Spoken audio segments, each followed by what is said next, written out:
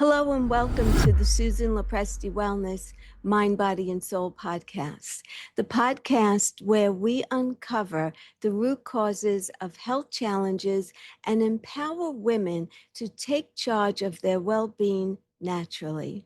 I'm your host, Susan Lopresti. I'm a certified health coach with years of experience in health and wellness, energy healing, as well as a breathwork practitioner. Each week, I bring powerful conversations with leading experts in functional medicine, nutrition, longevity, fitness, mindfulness, and holistic healing to help you thrive through midlife and beyond.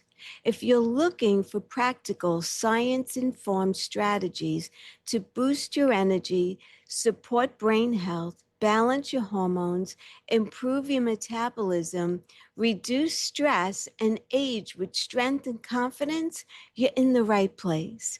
Today's episode explores some of the simplest yet most powerful tools for improving your health, your breath. I'm excited to welcome Andrew Keaveney to the podcast. Andrew is a breathwork and meditation coach, filmmaker, and educator with the Art of Living Foundation in the United States. After graduating from Stanford University, he spent 4 years living in an ashram in India, immersing himself in the ancient practices of yoga, meditation, and breathwork. That experience shaped his passion for helping people to access greater health, resilience, and inner peace through the practical, science-backed techniques.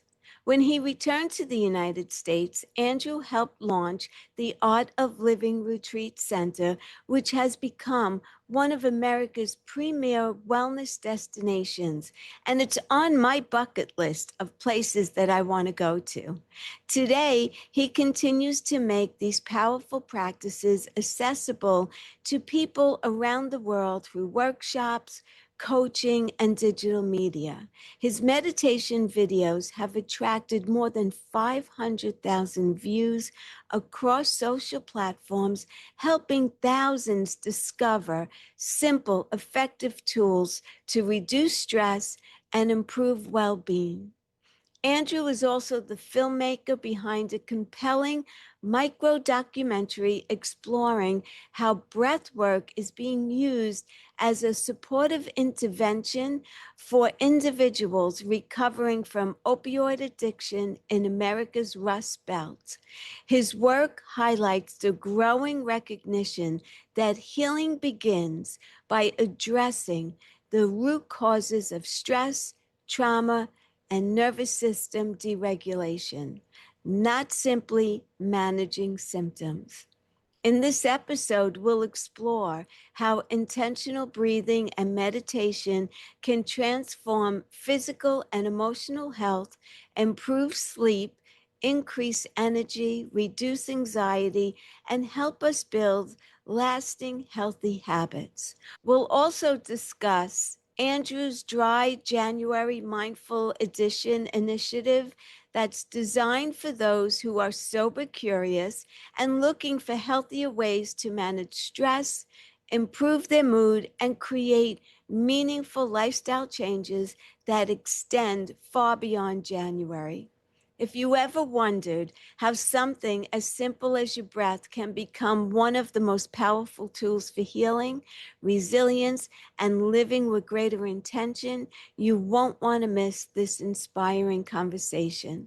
So, without further ado, Andrew, thank you so much for being here today. I am so honored that you chose to come on my podcast and share your wisdom with my beautiful listeners. Glad to be here too. Thank you for having me. You're welcome. Andrew, you graduated from Stanford, and then you made this unusual decision to spend 4 years in an ashram in India. What inspired that path, and how did those years that you were there change your understanding of health and happiness and purpose? It was a big change, both in the journey to go there. It was a different path, But like you say, it changed a lot how I thought about health, how I thought about happiness. To start off, I was doing two things in school. I was studying, I was also working on the side, and I was exploring meditation. And I kept trying different methods. And then I found something called sky breath meditation that really worked for me. Something clicked. And I Mhm. thought, okay, I've got this. I'm graduating. I've got this time. I can either go for the corporate ladder or for grad school, or take a little time to dive deep into silence, into contemplative practices, into yoga, and see what it's all about. And so I took the leap and I said, okay, why not go to India? Art of Living was hosting a silent retreat there. So I went to this beautiful meditation campus in Bangalore. And then I said, okay, let's go deep into this. And so I stayed. I just kept extending that experience. Two of the main things that shifted, one was understanding that our mental health and mental happiness, how internal that is. So Mhm. often we come in life and we have some trauma, some experience, some memories that may keep us unsettled. And we get so focused on the past and trying to deal with that, or wrestling or struggling with our own mind, that can leave us in a very state of unhappiness sometimes, not intentionally, but seeing how much of a difference meditation, these and breath work made in the mind. And so, regardless of what happened in the past, transforming our future through transforming our own mindset. I think that was the biggest shift that I Yeah. got in India, and this really wealth of a rich heritage of a yogic and meditative tradition that they've kept alive for centuries and millennia. It's a big gift to humanity, I think. Yeah. Do you think that there are misconceptions that people have about meditation and breath work? 100%. I know I had misconceptions when I came into it. I did, my mom did. I think oftentimes there's still a bit of a latent idea that it's a either a cultural experience or a religious thing Yeah. somehow, and that it might conflict with whatever religious tradition we're brought up in or practice. And that was a big one for me to cross over because I grew up in a very strong Christian household, and I had this conflict. Oh, if I meditate or explore these things, is it a conflict? And then you see, okay, everyone wants to be happy. Everyone wants peace of mind. This is a gateway to get there that doesn't ask you to believe in something, but it's really open to everyone. So I think that was one misconception that stood with me as a youth that I was able to move past. That's interesting. So, in our society today, we hear so much about stress. Everybody's stressed out practically. What's actually happening inside our bodies when we're under chronic stress? I think you make a good point there. What's happening in our bodies? Sometimes we think, oh, this is happening in my mind. I feel stressed. At the same time, there's that book, The Body Keeps the Score. Yes. The body's also accumulating and holding on to some of these tensions of experiences that we weren't quite able to process at the time. Maybe something is too intense, or we're just not focusing on it. Whatever it may be, through the years, we accumulate stress and tension. And the medical association says that so a majority of illnesses have stress as a correlative factor that is somehow Wow. in the mix. And so that can lead to higher blood pressure. It can lead to higher cortisol rates. Cortisol is such a mixed thing because it can give us an energy, it can give us Mm-hmm. a push. But what happens is with an overaccumulation of stress, we get locked into that mode and we don't rest. So even when it's time to rest, many of us find ourselves still in go mode, right? In rush and let's do this. So that's one thing I found meditation helps us to decouple that link so that we can let go, we can rest when it's time to rest, and not be stuck in a drive mode all the time. Yeah. I know for me, when I'm stressed out, I actually feel it physically more than emotionally. So, for example, I could feel the energy inside of my body vibrating. And sometimes I don't even realize what's the trigger, what happened to get me to this point.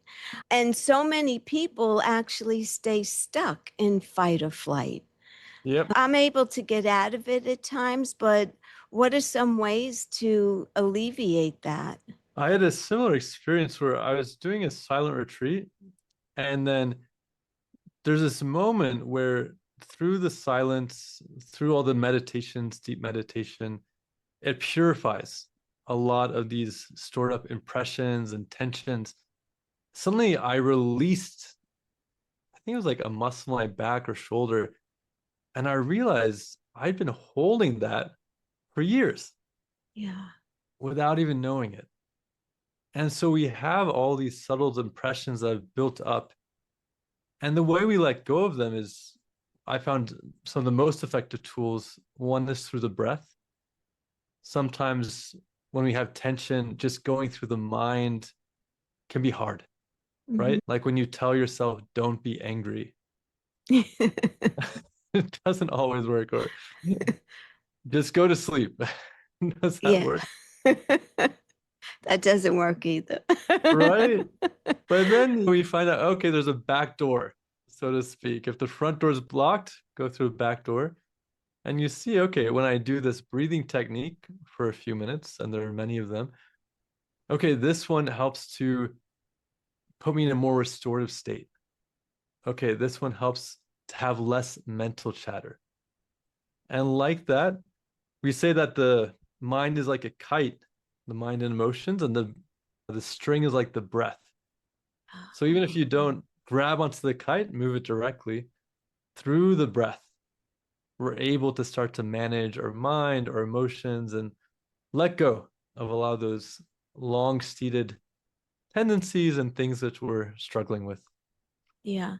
So are there certain meditations that help with certain things that are going on in your body? Like, so let's say if you are in a panic attack, is there a particular breath work that helps with that versus someone who's trying to fall asleep, but it's just her mind is racing or his mind is racing? Yeah, it's a great question. Recently, I had a pretty cool experience. I was tracking some of my health metrics with one of those watch wearables. Yes. I noticed my recovery had gotten really low, like my sleep, my recovery scores. It was a very intense period. And then afterwards, I started doing these breathing techniques for sleep, right? It's like this breath and anxiety. It's called the sleep and anxiety protocol. So I started doing that every day before bed, a few minutes of a particular breath work, a short meditation, and a body scan. And it was amazing because literally within days, my recovery scores just started going to the green again. Wow. And what I've noticed is that it's great when we can get 6, 7 hours of sleep. Sometimes when life gets tight, and even when I'm getting less sleep, the depth of the amount of deep sleep, the amount of REM sleep, all of that gets a boost by Mm. doing some of these breathing practices. And then, of course, there are others for, like, we teach something called sky breath meditation, and that raises the baseline on so many things.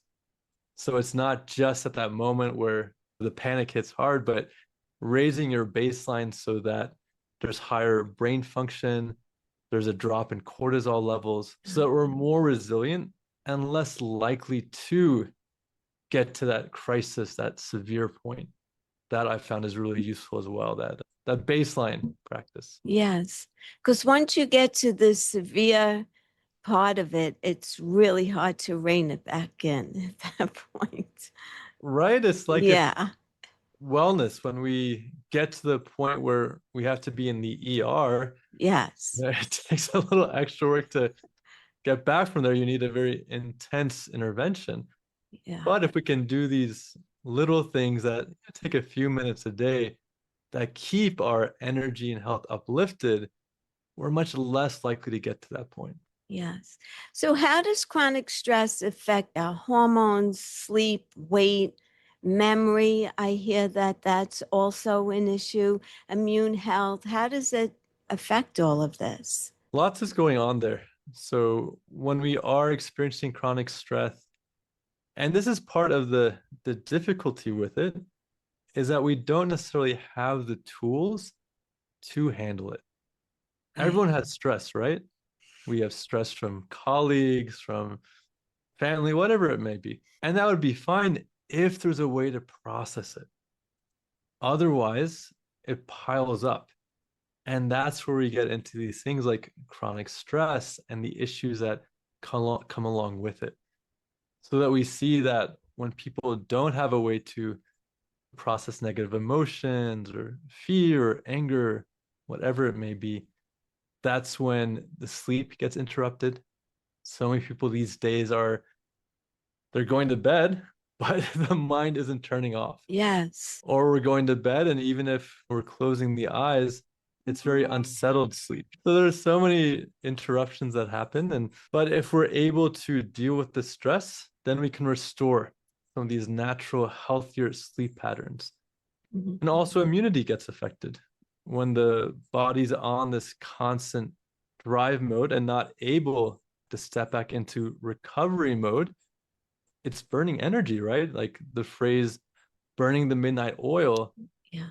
I realize it's not just about the hours we stay up and our output, but that midnight oil, that candle is our body, it's our physiology.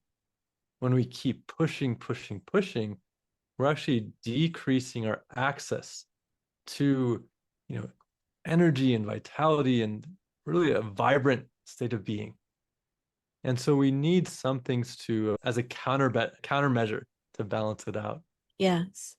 I know a lot of people who have high powered jobs and they get very little sleep. They're working constantly. And I don't know, at some point, that kind of lifestyle is going to catch up to you and end up with some kind of an illness or disease, either physically or emotionally, for sure.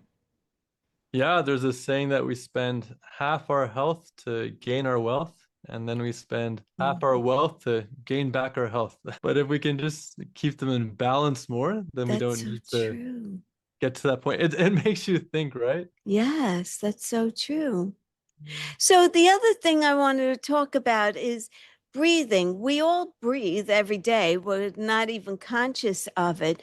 But why is it so important to learn the correct way of breathing? And how many people realize that there is a correct way? I mean, we just do it, but what is the correct way to breathe exactly? It's a remarkable point. I hadn't thought about breathing myself until I sat down one day in an Art of Living course and I was like, okay, now let's talk about the breath. And I thought, the breath? I'm already breathing. This is the other way that stress and chronic stress can impact our physiology is our breathing capacity also gets constricted. You've probably seen this in people's postures or even when we reflect on our own experience and we see, am I fully breathing? Am I using my full lung capacity? Have you seen a child breathe like a little baby and then Yes, their right? stomach, yes, Rise like a little balloon. yes. And then sometimes we see that, okay, years later, what's happened? Somewhere along the line, the breathing may have become quite shallow or just is not totally in rhythm, right? In that natural harmony. What's fascinating though is that we can use rhythms of breath. That's what the sky breath meditation is based around, using rhythms of breath to restore the harmony in our mind, in our body, in our emotions. And so it's working with the breath, both opening up, expanding more of that natural lung capacity, Hmm. but then seeing how playing that with that connection of the mind and the breath, because it's a two-way street, which is really fascinating, where when we feel a certain way, maybe you've noticed, we also breathe, it changes our breathing. Yes. Someone's angry, how do they breathe? It's more stilted, a little harsher. It might be faster. Mm-hmm. Someone's sad, low, how does the breathing change? It comes a little like long, like the exhale might be longer. And so people actually looked into what are the correlations between breathing patterns and emotions. And then these breathing techniques, it's an ancient technology where it's using the breath to make that a two-way street. Okay, our mind doesn't just affect our breath. By working with the breath, we affect the mind. That's the essence of it. Yeah. What about poor breathing?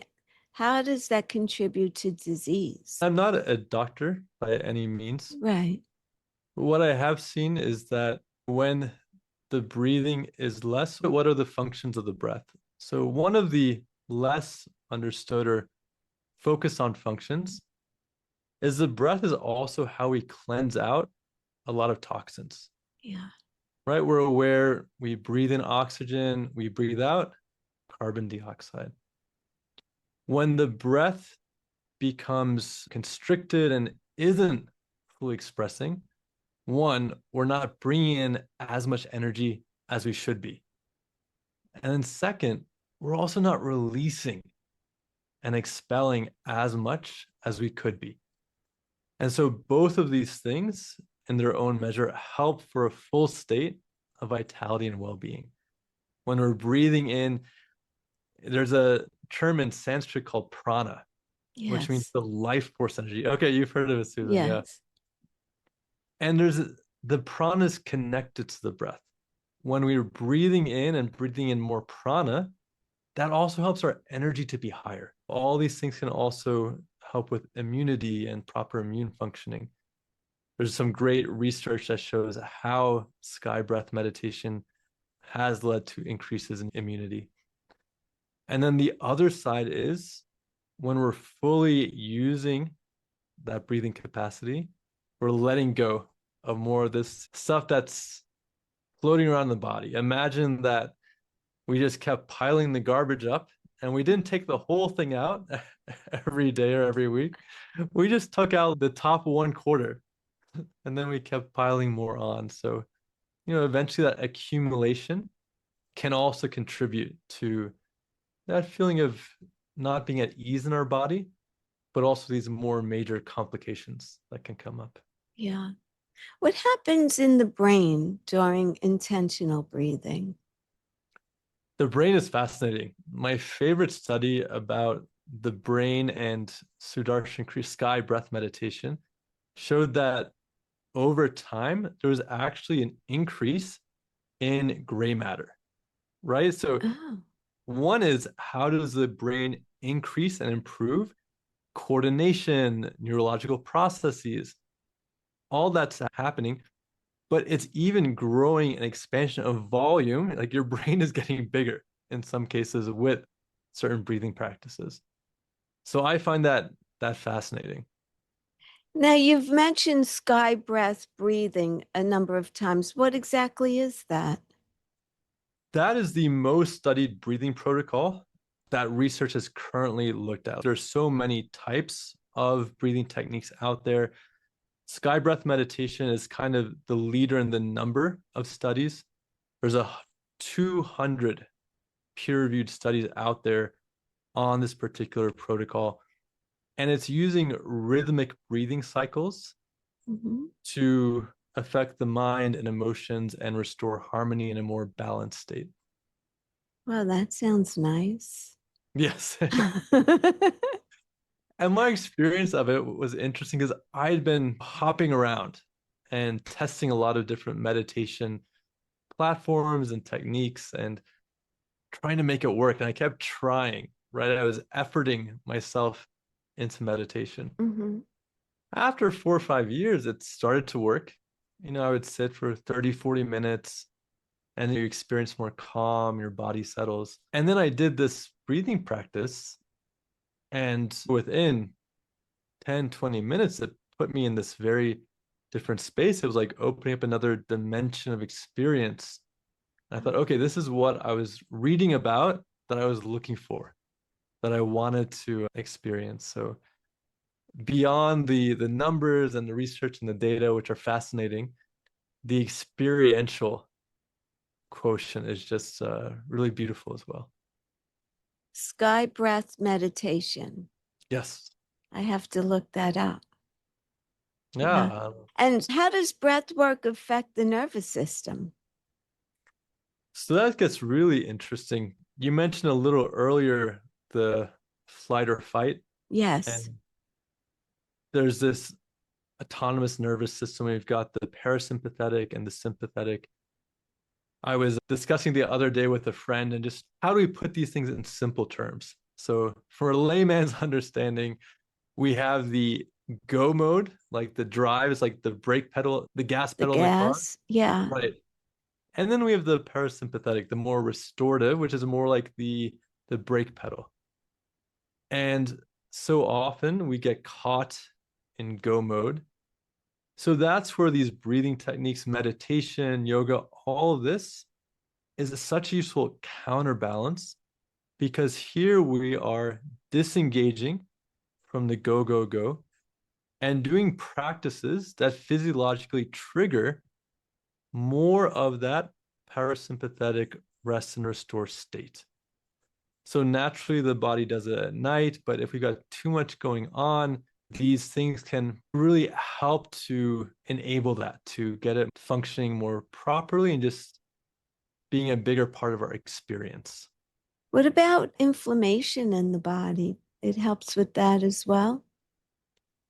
I haven't seen so much research personally on the inflammation aspect. So, yeah, I'm not as aware of what's going on with that. And also heart rate variability. Do you see that as an effect, positive effect? We do. And Yeah. that's another really popular metric that science is seeing a correlation with longevity and overall wellness. And there is some really interesting research going on that shows how it does improve the heart rate variability. And of course, we're looking at a full spectrum of what makes a good life, right? So Yeah. definitely that combination of some exercise, physical activity, and the right diet and getting enough sleep. And what I find really beautiful in this almost renaissance that we have of this resurgence of practices of meditation and breath work is this bringing another crucial key ingredient to the table. So it's not like a replacement for getting a good night's sleep. It's not a replacement for exercise. But when you add it on, it Right. makes such a difference. Like it's that added layer that brings things together, but also adds that beautiful element with stimulating the parasympathetic system for more rest and restore. Yeah. So my audience is primarily a woman over 45. So they're in perimenopause and menopause. Why is breath work especially important during menopause and beyond? What's your Yeah. feeling on that? Especially at times when the body and mind are going through major changes. Those are some of those moments where we especially want to ground into activities and practices that, again, raise our baseline, right? There's one element in us that element of resilience and wellness, right? Like if we wanted to find that as a core, the stronger that we can keep that core stable and full of energy and life and joy, beyond just the physical, all the other changes that are happening on the periphery in our body, in our mind, emotions, we become better able to handle and respond to these. Yeah. So sometimes I think of the metaphor of the when you raise the water and it raises all the boats, Yes.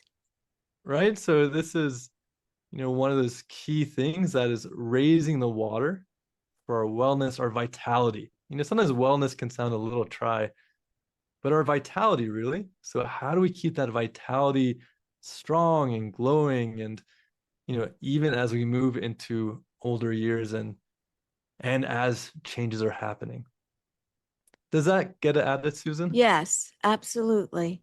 Absolutely. Now I want to switch gears because also a lot of my listeners, as women in midlife, are concerned about brain health and Alzheimer's prevention. And can breath work help to improve brain health? And what happens to the blood flow in the brain when we're in slow breathing? So two things. One, I have a friend, Dr. Ronnie Newman. She's based in Florida. I think she's in her 70s now, but you wouldn't know it, right? She just has so much energy and she's been doing these practices for decades and also does some research around them. But the idea that we can not only stimulate the intellectual side of our brain, because sometimes we think of the brain as the intellect, and definitely that's important. Things like memory and awareness, but then also just that youthful element of awareness and alertness, right?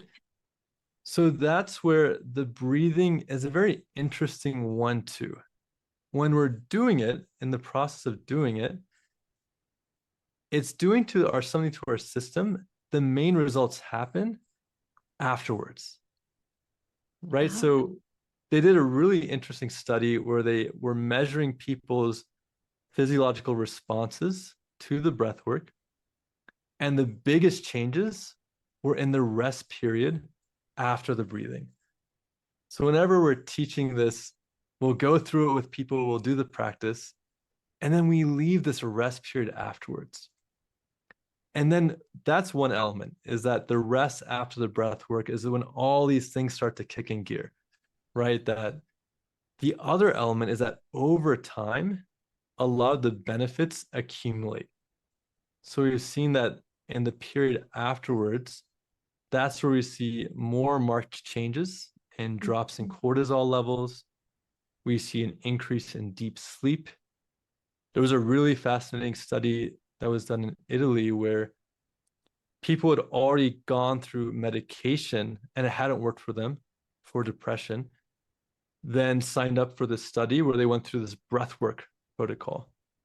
And there, over the course of 4 to 6 weeks, even for people that medication hadn't worked, there was I think 40 something percent, and we'll have to get the exact numbers, but there was a really strong recovery rate in that community. So even things like anxiety and depression, which are happening more, on the level of the emotions and also the physiology, those are also areas where we see improvements, as well as the increased neural functioning and gray matter expansion that we mentioned earlier. wow. That's fantastic.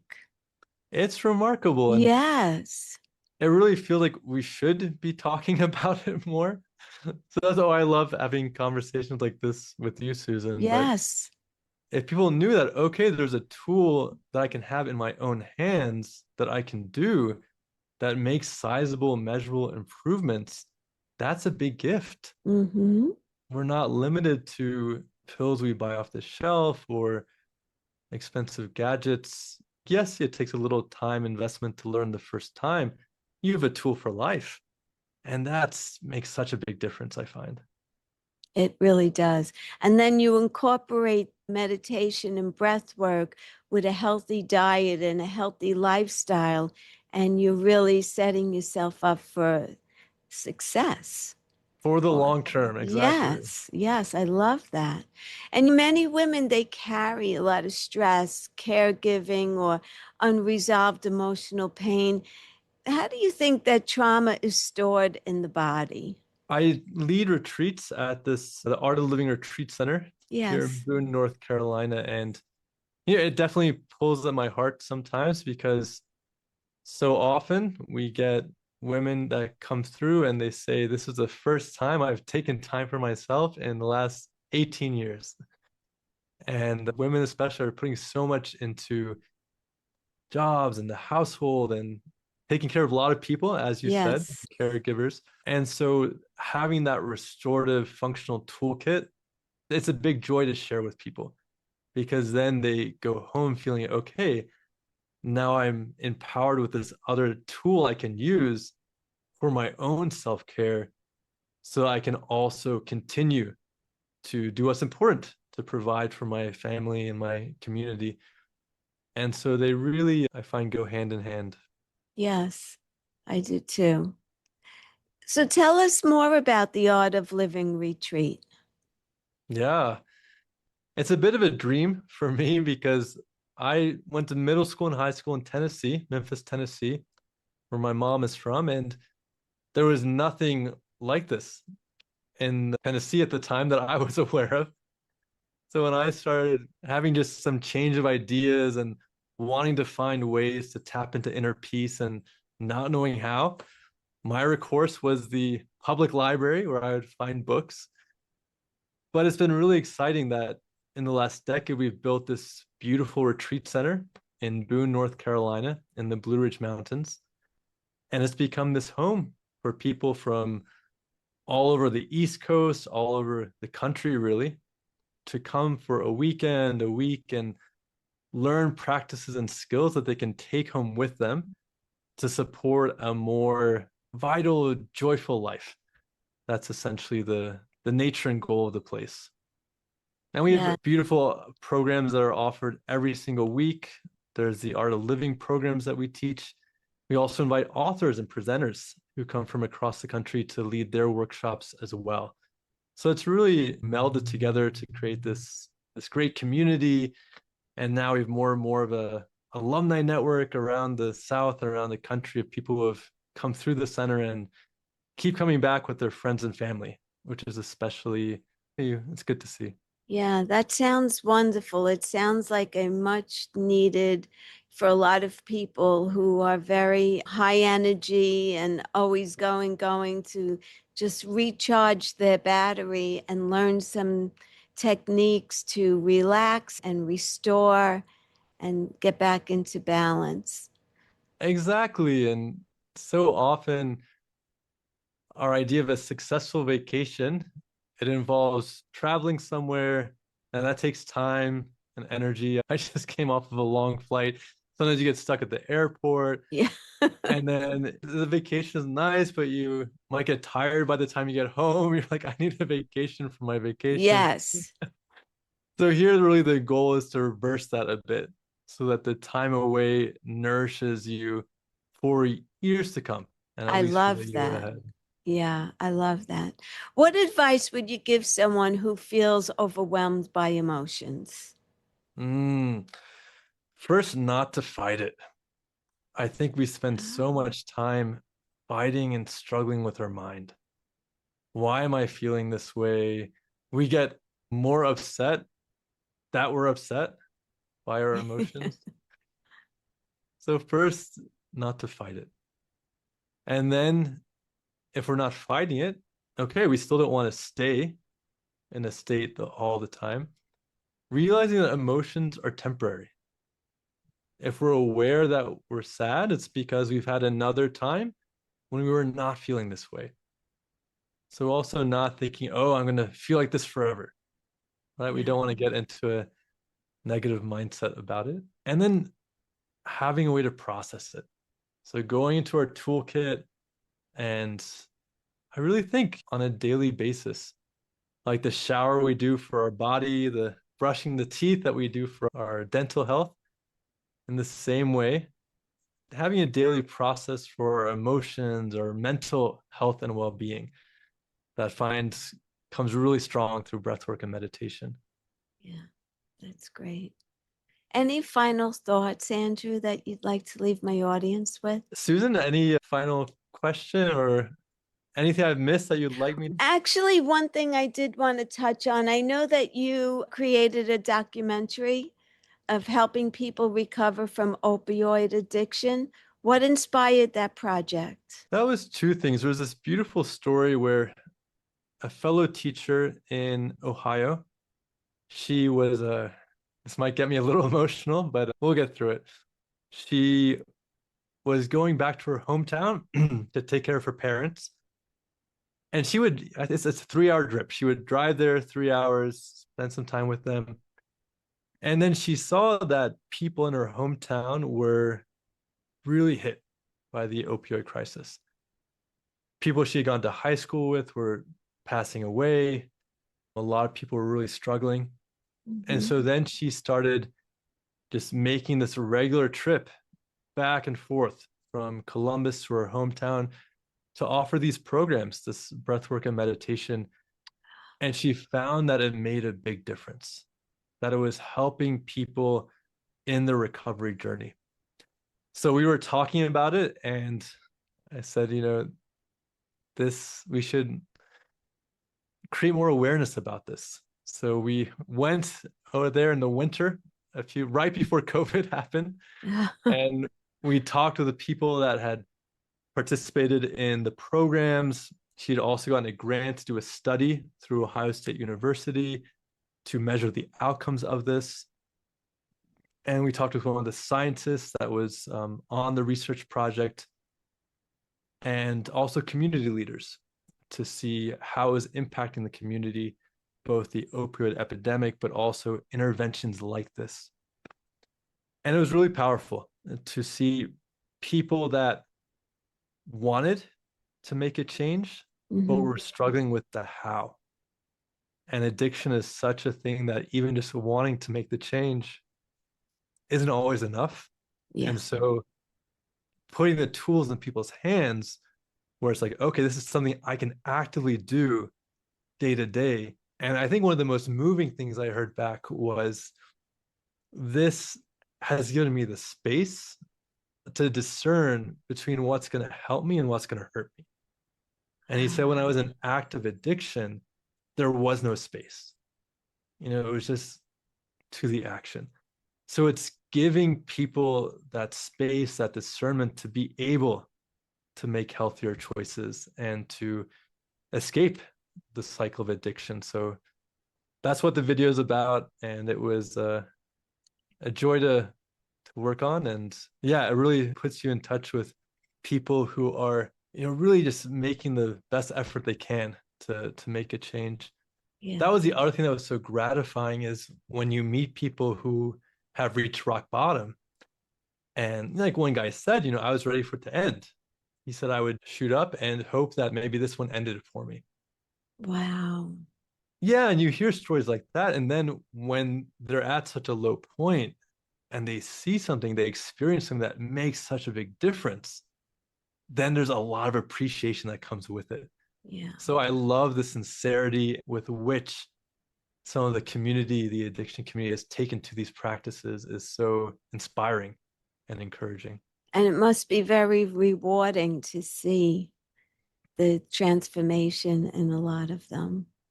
It really is. And especially when you see those things like, 5 years down the line, Yes.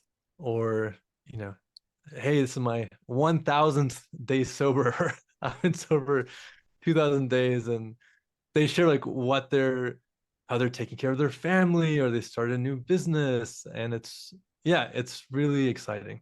It's a gift. It's a It gift is. for them, and it's a whole new lease on life. And it's a beautiful thing. And I think that's a great way to end this episode today.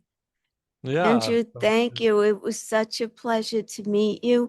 I will reach out to you to get all the information from you, websites, and all of that to put in the show notes.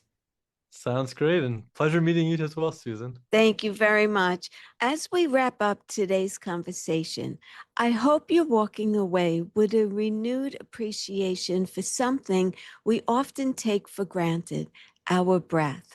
It's available to us every moment of every day. Yet, it has the power to calm our nervous system, quiet our minds, support our physical health, and reconnect us with ourselves.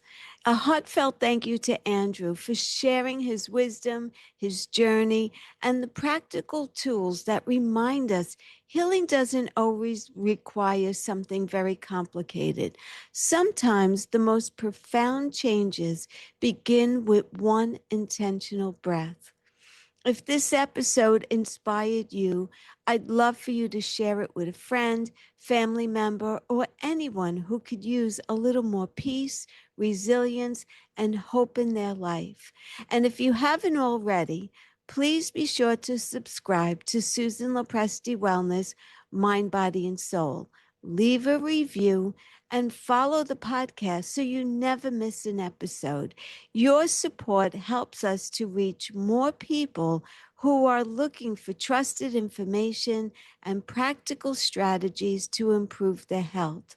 You'll find the links to Andrew's work, the Art of Living Foundation, his meditation resources, and his documentary in today's show notes. So be sure to check those out. Remember, true wellness isn't about chasing perfection. It's about making small, consistent choices that nourish your mind, strengthen your body, and uplift your soul. Every positive step you take, no matter how small, moves you closer to a healthier and more vibrant life. Thank you for spending this time with me today. I'm Susan Lopresti, and it's truly an honor to be part of your wellness journey. Until the next time, take a deep breath, take good care of yourself, and keep living with intention, vitality, and joy. Be well, and I'll see you next time on the Susan Lopresti Wellness Mind, Body, and Soul podcast.